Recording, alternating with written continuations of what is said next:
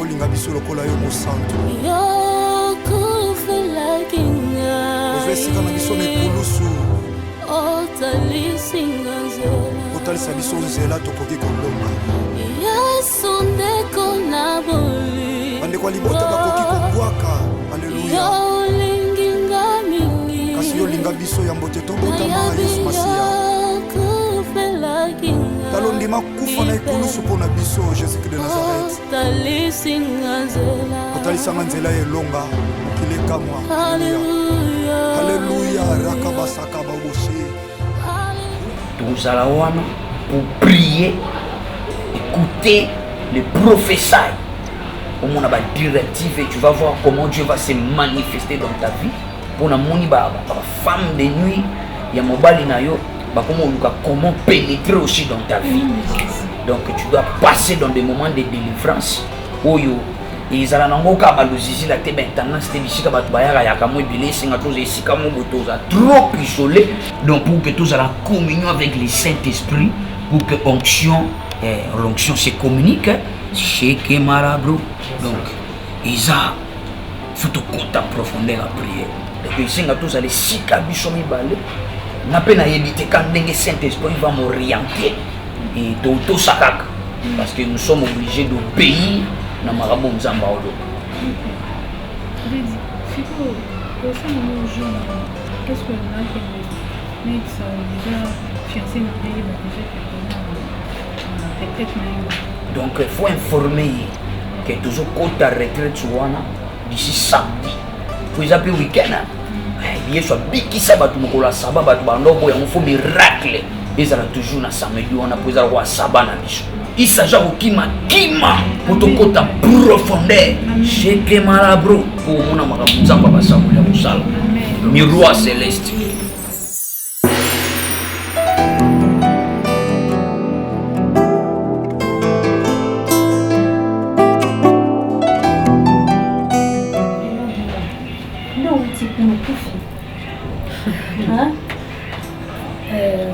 Na profité, mais il faut savoir que ma ressource n'est pas battue un peu kilo dans ça parce que tout les sanitaires. Il faut qu'on mette là pour la caméra. Ça me dépasse à l'occasion de rien. Cet homme il m'a donné $200. 200 on a après des années. Mais quand on boit il y a belé que pour le cas de ça. Quand j'ai mis c'est qui hein? Donc j'ai mis un zone IP, j'ai mis tes provisions là-dedans pour des nous. Je suis très fière de toi, tu peux pas imaginer. On est qui qu'on aille? Tout ça pas d'ambiance, mais il faut de quoi non laisser. Il nous a combien de la joie. Pardon hein. Na continue vraiment na vie privée, savoir. Il y a combien? Quand on entend les bicettes, niam vient à niveau qui n'a niveau mon chat. Tu peux pas imaginer.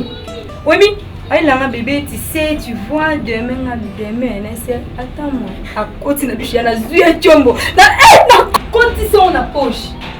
Non tu as la bonne thé. D'accord, il va là. Ça hein? Oh, quoi bien la joie. La vie qu'on a tout à l'heure. Il a joie. C'est passé déjà. Ma cam. Il a quoi pour non mais il va la joie quand même. N'a rien expliqué mais elle a dit nous on est au sac. Quel genre de retraite? Ils ont nécessité beaucoup de monde à la sœur et l'église, t'es qu'à un prophète Nabino. Mais attendez, cette histoire de prophétie et tout, moi je ne vis pas dans 2 ou 4 chemins. D'ailleurs, je souffre de la matière d'amour, dans l'ingénieur, toi tu ne donnes pas le temps. Mais malgré ça, je suis fidèle. Non, c'est pour notre bien. Non, ça n'a pas été pour nous.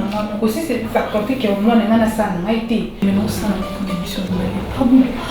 Non, je pense que. Par contre, vraiment.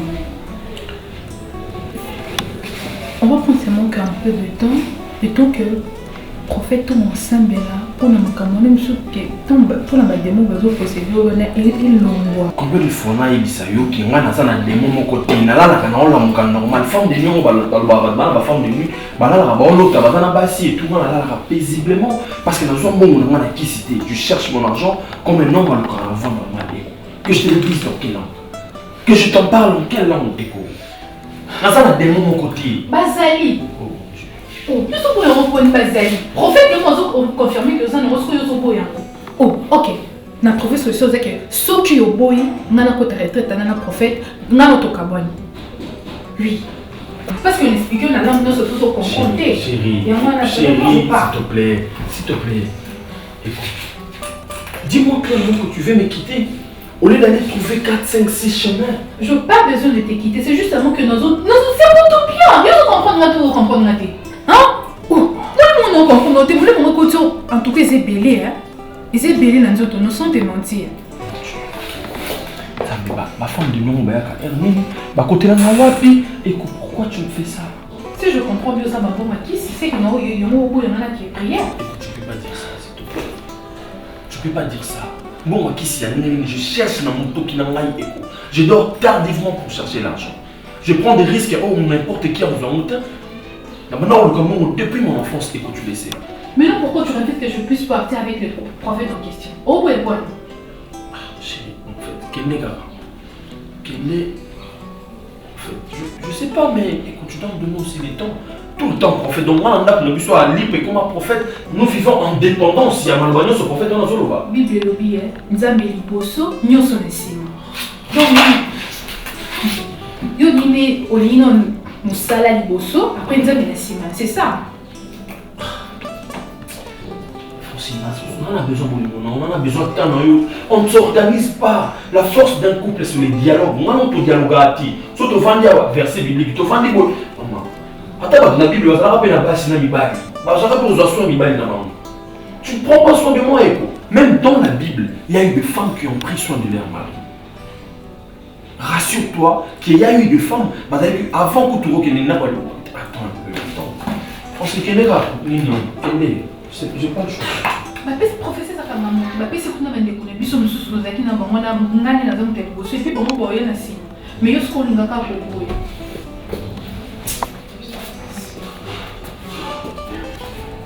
Mais non, tu pars sans me dire un mot comme ça.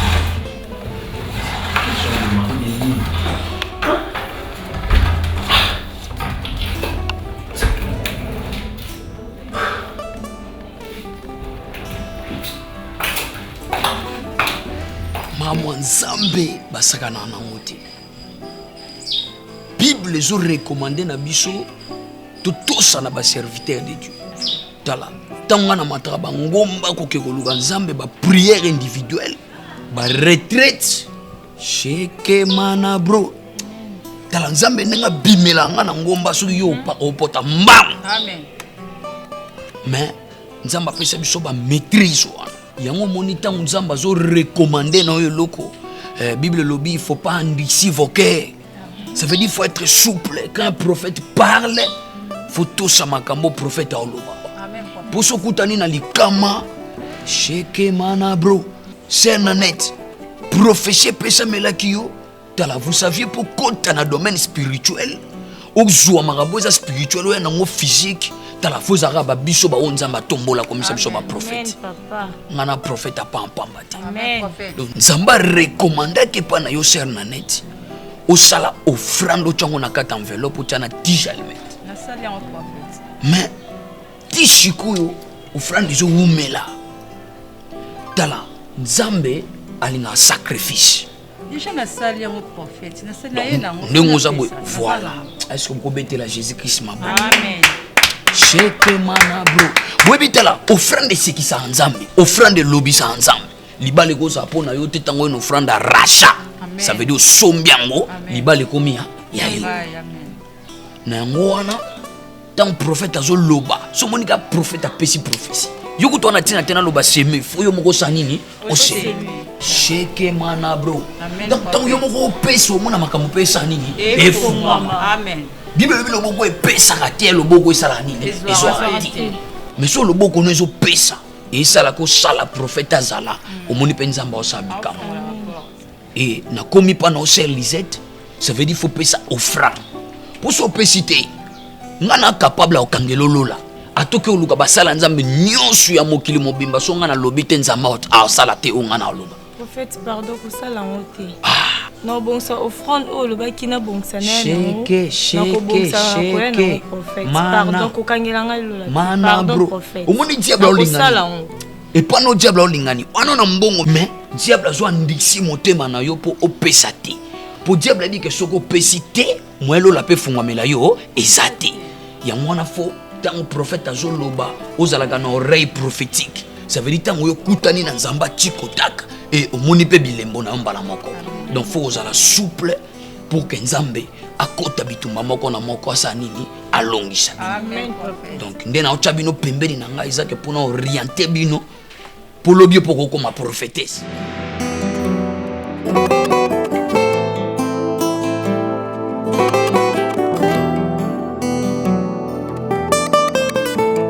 Tu vois maintenant que tu as des problèmes.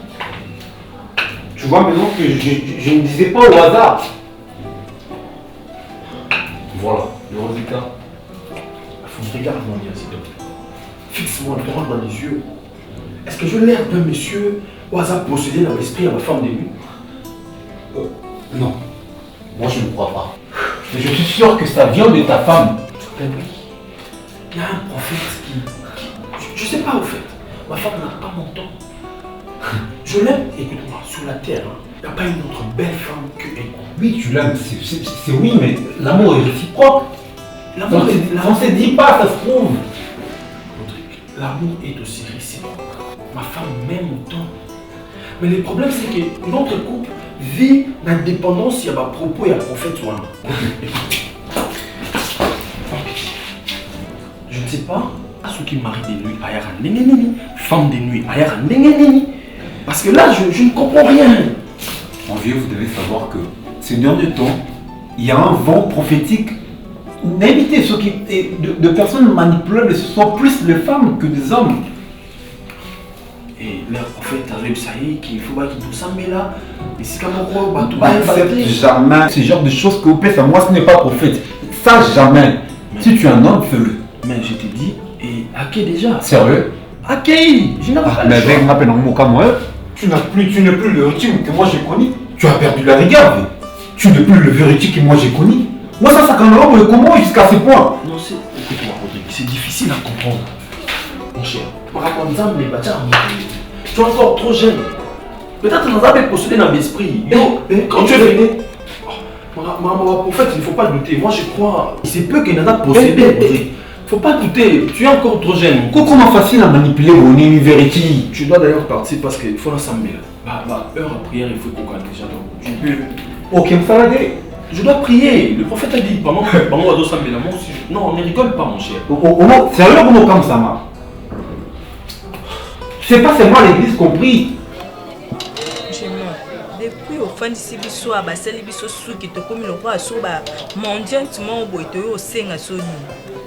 Oya na mbongo photo bando ozela o le roi tozela présidente mambo. Ouais mbongo yena. Zela yo ça non nziro bondela. J'ai mis ma donne-nous l'argent parce que au moins ba sou que to sena mutu. On a la stena beneda. Et c'est l'autre. Depuis que yo oya oyo pour ça mot. Depuis que tu es là tu nous réponds pas, tu nous elle me fait rire, tu vois des choses qui me fait.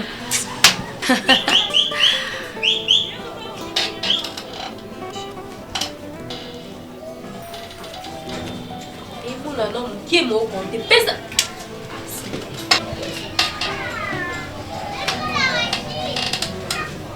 J'ai mis ma. Ça c'est combien? Tu ne sais pas compter? Hein? Ah, c'est combien? 9000 francs. 9000 francs, j'ai mis ma. Oui, écoute, bêtise. Il ne faut pas dire comme bêtise. Bêtise par rapport à quoi? N'a forcément dans le gonbal de ma casse pour que n'a c'est plus Sabino. S'il faut. Oui, tu dois le faire. Il faut s'efforcer. Et d'ailleurs, tant que vous avez problème dans la qui n'a maison pour ça la bas vous avez un bon. Quand tu es baillé aux allées. Mais c'est ton beaucoup la qui te pélis la qui ont mis sur nous pélis à la tête là. Mais ça comme moi la malem bien. La bima dans la posse humiliation té. Hein? Mais ça m'étonne, j'ai vu. Qui est pas le petit 5 jours. Mais à jour à la 9000. Attends, on a condé Nazalek. Attends. Niveau quelle honte. Mais non, pour les Nassani, tout ce que j'ai, moi, la paix civile. Donc, n'a pas pour la vie. Tu te permets, je me mets. Attends, c'est quoi ça? Attends, c'est non, bah, poche, nous, on a bon, bon. Chez non. Comment aucun dit moi qu'il nous fait les boys? Ou soit tu commences à garder l'argent quelque part. Je te parle. Ne me pousse pas, même de te gifler, pardon. Pour pousser dans sa bouzoba à cause d'Abino, on a commis comme ma roue sakananga. Et puis je vous donne l'argent, vous criez sur moi pour vous voir ça que non. T'as là. Mais bon. Toi, mais gifler. Mais elle est devenue malade. Tu vois pas qu'elle est devenue malade? J'aime Mima. Tu vois, j'ai fléqui. Mais je parle bien avec la joie. Ah bon? Oui. Mon Dieu. Il y a Valère na quartier. Et toi, il reste salon Feza. Au lingue humilié biso gemima. Hein? Tu vas moi, je ne saurais pas supporter cette honte. Tu vas rester avec elle. Parce qu'elle va nous supporter honte. Dès qu'elle va nous demander dans l'Ebseni. Quelque ça, les souki. Tobanos est là, la dame. Aïe. Regarde comment elle me regarde. Doté ici au lal. Hé. Ma belle casse nous ça bon, on est venu la garantie. Non, là, on a quoi? Nous sang Garantie ma pauvre, yo pesa. Il y a 5 000. Maman, c'est seulement aujourd'hui que j'ai donné 9 000 francs. 5 000 francs, on a payé 5 000 francs. On faisait rouler, il aussi ça qui n'a pas de bien. Mais biso to mon hôtel est là yo kaka. So on hôtel là, quand on l'a libre, on tue à moi sur le plan. Vous savez comment on y est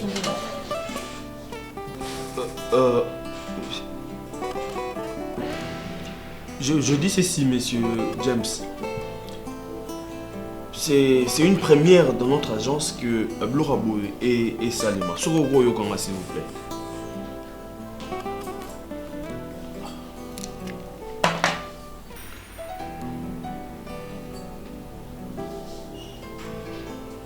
Justement, monsieur James, je sais pas que moi je... Qu'est-ce que je gagnerais ceux qui n'ont perdu un bon client comme vous? C'est votre première Yarocha Babilo qu'on a pas nabuso, mais il y a eu certaines pertes Nakata Babilo qu'on a. Sur ce, je vous demande de prendre votre mal en patience. Moi, je vais mener tout. Je ferai de mon mieux afin que tu trouves solution mon concernant Marambo.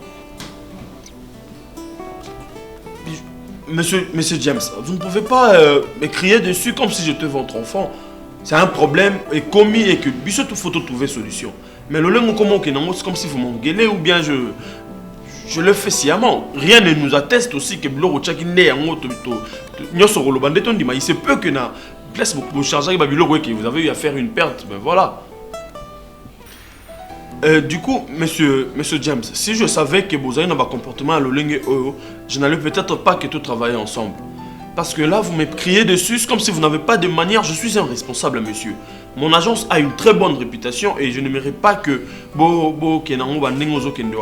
si je savais que vous avez un comportement, on a dit vraiment, je vous jure, tout travailler ensemble.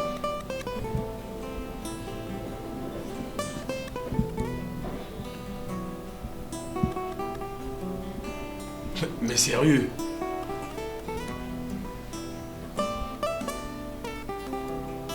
Moi je m'en fous. Si vous dites ça, je m'en fous, je dirais. Hein. Sérieux, je m'en fous. Parce que là, vous commencez à gaffer sur moi. Sérieusement. Oui?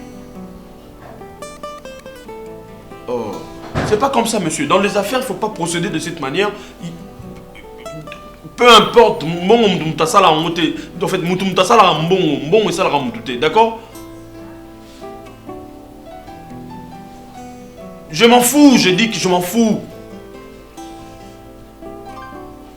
Oh, monsieur James, je suis désolé de vos... c'est pas sérieux ça. Hein? Bonjour mon vieux, tu moyo. C'est pas sérieux, je n'ai pas aimé. Sincèrement, je n'ai pas aimé. Oh. Non, d'ailleurs, ne me rappelle plus, hein, ne m'appelle plus.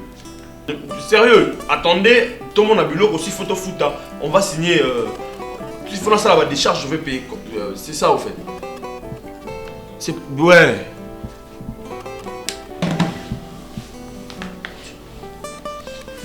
Ça va? Non, ça va pas. Ça va pas. Je vous ai entendu crier depuis que je t'ai dehors. Qu'est-ce qu'ils ont comme problème, au fait?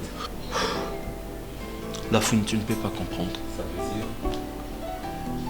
Ça veut dire que depuis que j'ai créé mon agence, en 15 jours, je connais une perte quelconque. Mais là, je viens de perdre un lot, il y a marchandises, il y a un frère qui est en Afrique du Sud. Sérieux? Je t'ai dit. Et bizarrement, le monsieur m'écrit dessus comme si j'étais son petit. Tu sais, dans les affaires, il faut avoir un cœur qui est paisible. Et le monsieur il réagit d'une manière épidermique. Là, il m'écrit dessus. Et comment vous pouvez perdre... Je me pose mille et une questions, je comprends pas. Je ne comprends pas. Hier, j'étais au port.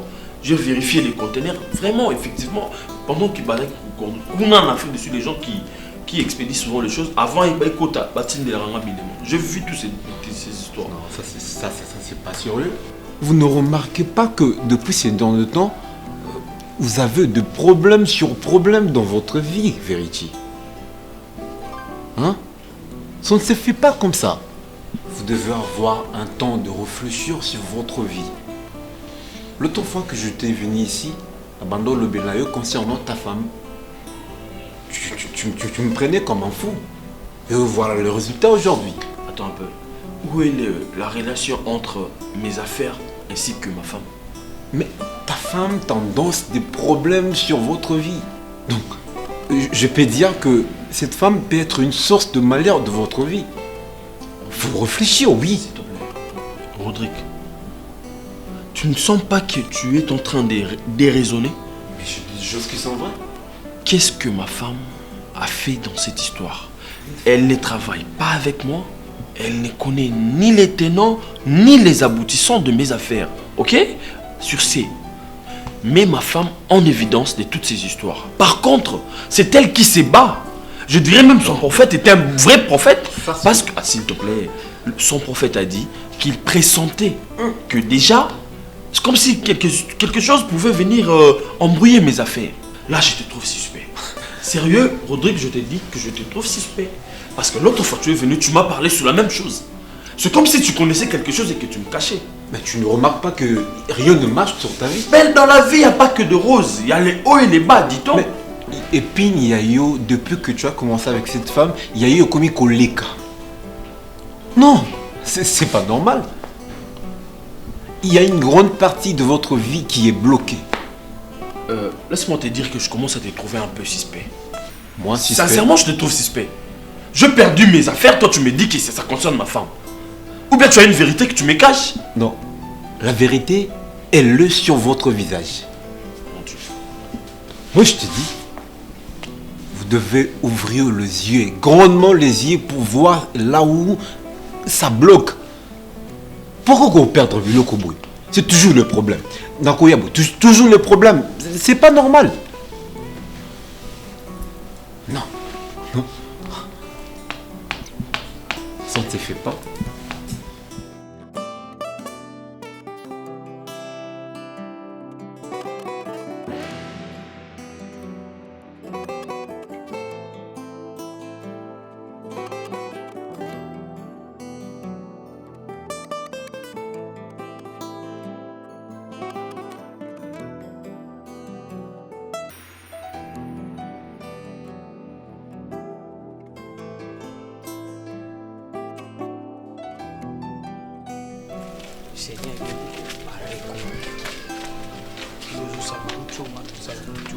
eza eloko oyo seigneur ye moko arekomandaki nazwaki temps ya kofanda na baange ya nzambe bazingaki nga baopesanga batactique bazoriente nga comment ekoka ekose passer na modèle wana. Alors je ne sais pas comment tu te déranges.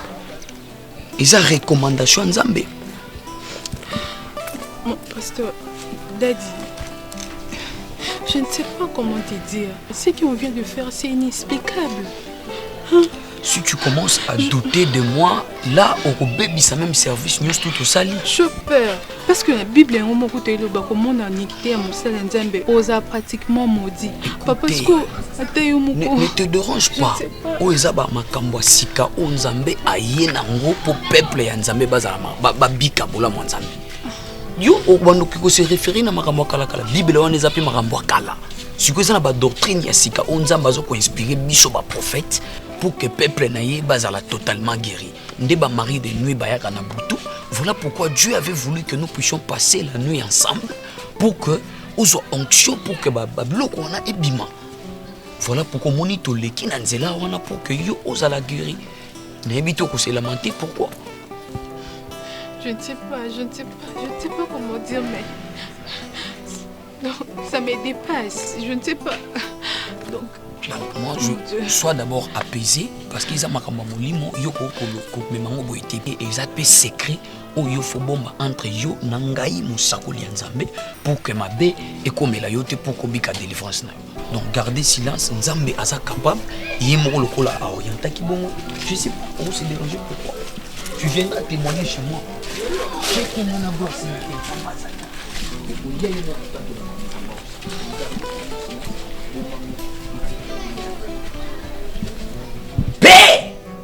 Ri tonton Sheke mana bro ba eko semaine ou eza offrande selon recommandation yo pesaki Sheke mana bro bazala béni cercle ya monde des ténèbres et pasuka et yamba moto batato la bolamu na yo na moni nzamba oseka est-ce que boko betela nzambe maboko makasi.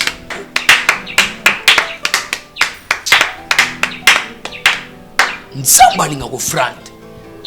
Omoni noa tumbeli nzambe mbeka Bible zolo ba Dieu a senti l'odeur. C'est que nzamba za rappé na zolo. Amen. Ah! Bino pe boyeno frante. Na moni nzamba fandi na trône na oseka. Ba ange Michael ba otepa. Ba oleka wana. Tala mukolo bo mona makamunga na monaka. Bo ndima ya solo kenga na uta lola. Amen. Tango nazo bonde la pona semence boyena ngo.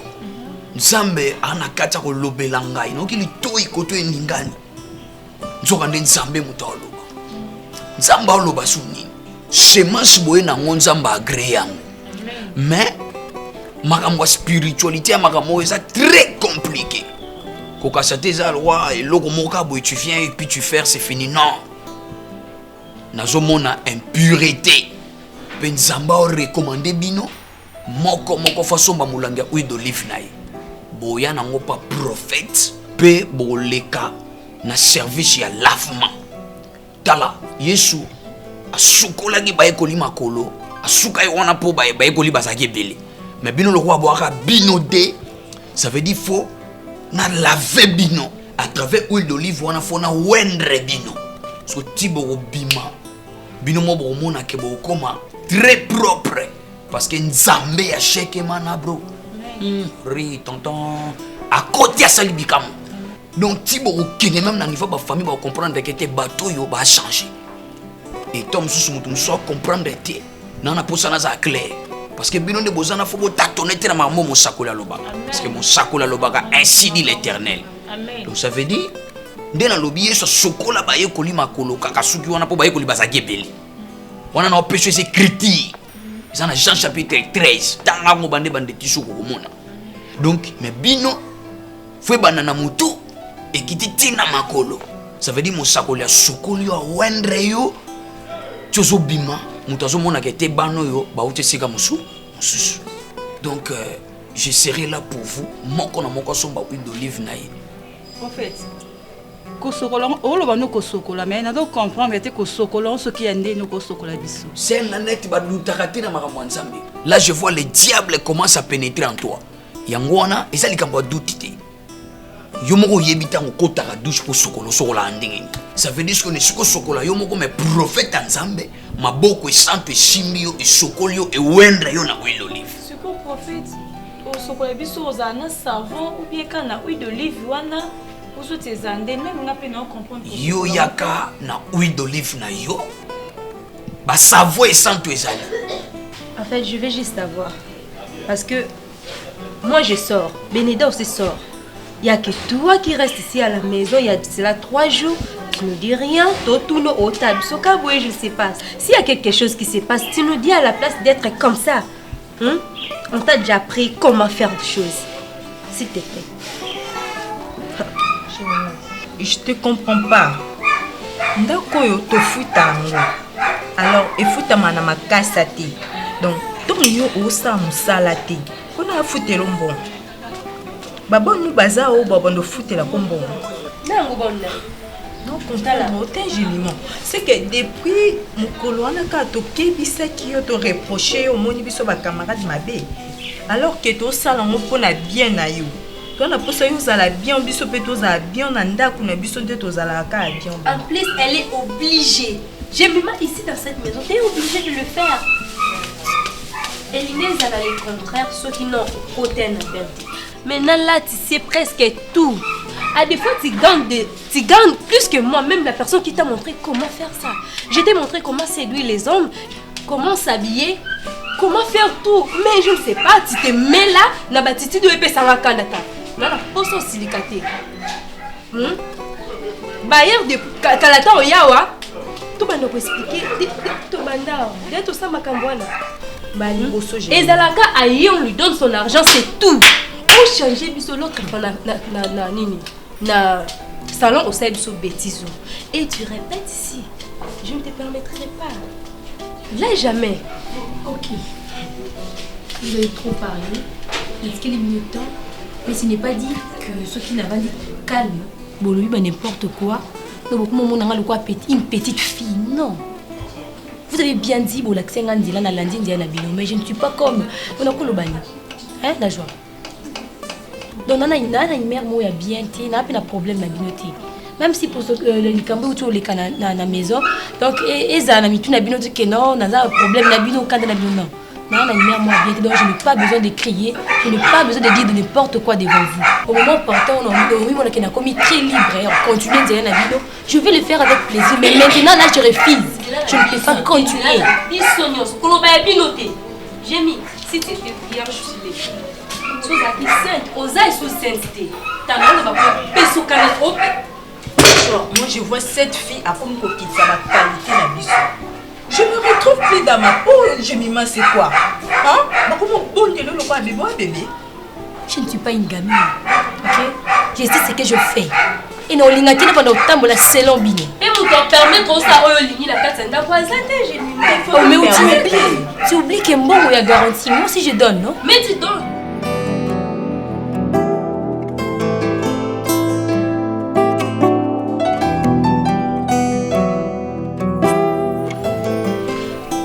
Papa, merci. Nandingo yambi biso. Merci à Nanette.